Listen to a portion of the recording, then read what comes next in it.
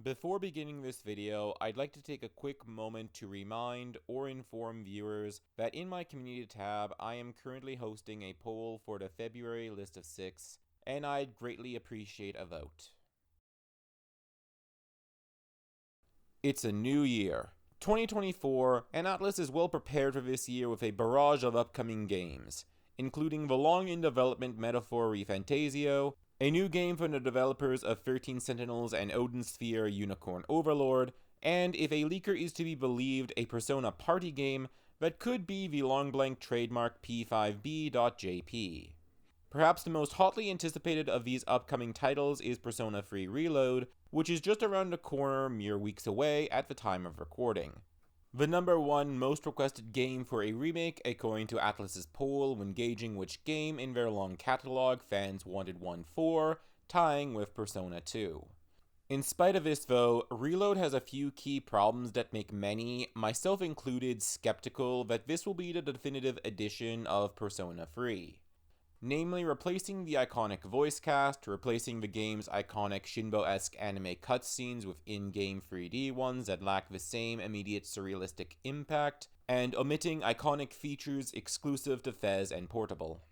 In fact, I fully agree with a comment I got on a previous video that Persona 3 didn't need a remake, and that a more obscure game, Persona 2 even, should have gotten the honor ahead of Persona 3, even if I think that most people were probably thinking of a definitive version with the features of Fez and Portable together when they made this vote more than anything else.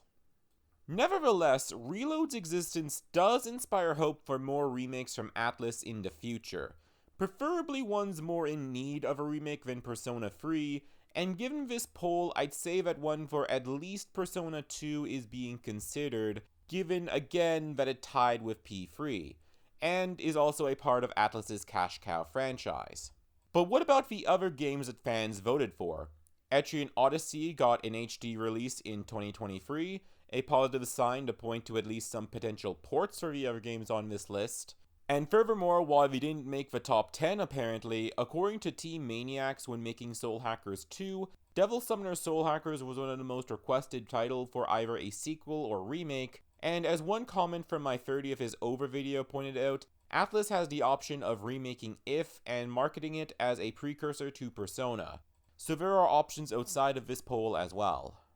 Now, I am not one to typically say that a game needs or should get a remake for remake's sake. While these games might show their age in places like graphics and gameplay, they are not the whole of what these games are. The stories and themes of SMT 1 and 2 have aged remarkably well, Digital Devil Saga remains one of the best games in the franchise nearly 20 years later, and Devil Summoner Soul Hacker's portrayal of technology has aged scarily well, becoming even more relevant today than it was in the 90s.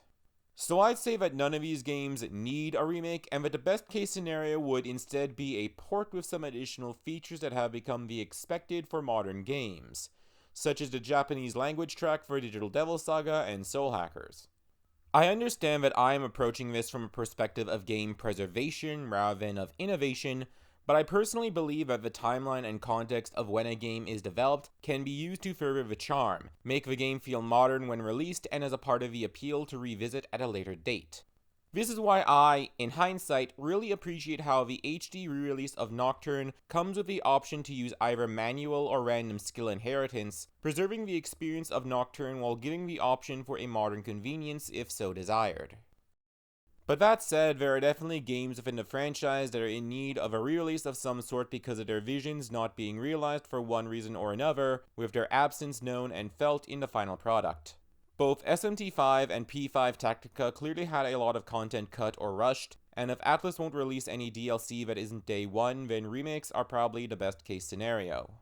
Before anyone comments on this, I'm not talking about post-launch updates because they don't fix the story, they tweak the gameplay. Case in point, a run button in Soul Hackers 2. Now, granted, it would take more than the cut content being added to fix SMT5 given how abysmal the narrative is under close inspection. mishandling key components of the story and its delivery, over-elaborating on what is better left to be inferred or projected on by the player, while having key plot points and character motivations kept needlessly obtuse to the detriment of the cohesion of the endings, and clearly having no critical insight into why mainline staples are mainline staples or how they work in the context of mainline. Hence why I'd prefer an SMT5 Apocalypse rather than a remake if the leak of the next SMT project being 5 related or adjacent is to be believed. While a remake might not be able to save 5 from mediocrity, there are other games within the franchise where a remake is a golden opportunity, and chief amongst those options for me is SMT4. I am somewhat of a critic when it comes to this game. On one hand, it was the last game to truly manage to capture the appeal of mainline SMT, but on the other, when compared to what's come before, I find it sorely lacking. The Eastern Kingdom of Mikado especially feels underdeveloped as a setting despite being the emotional core for much of the early portion, as people are turned into demons, and saving its barely fleshed out citizenry is the motivation for the law and neutral paths.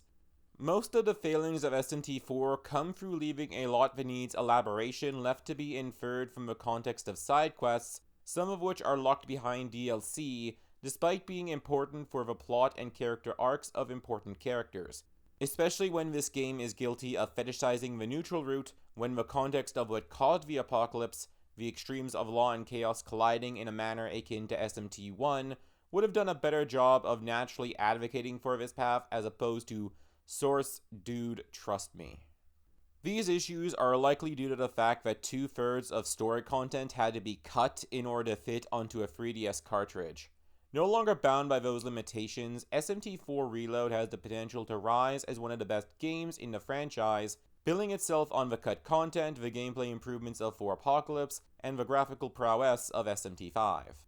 As confirmed by the director and corroborated by early previews, Persona 3 Reload is aiming to be a very faithful remake to the original Persona 3, only deviating by implementing modern conveniences in the gameplay and taking into consideration if these changes would hurt or help the original vision. An admirable approach that I would definitely like to see be the standard for any and all potential re-releases and remakes moving forwards, as it would minimize the major issues with recent installments wherein Team Maniacs insists on their own proclivities, even as they clash with the foundation and appeal of SMT as an occult-inspired, gritty narrative of differing values and perspectives clashing, such as sweet girls who say sweet things to the protagonist. An overdeveloped protagonist despite the point of them being silent is to have the player be the one whose ethics are challenged by the apocalypse, and various other weird light Persona parallels that are obvious when examined, yet very confusing in the context of the game.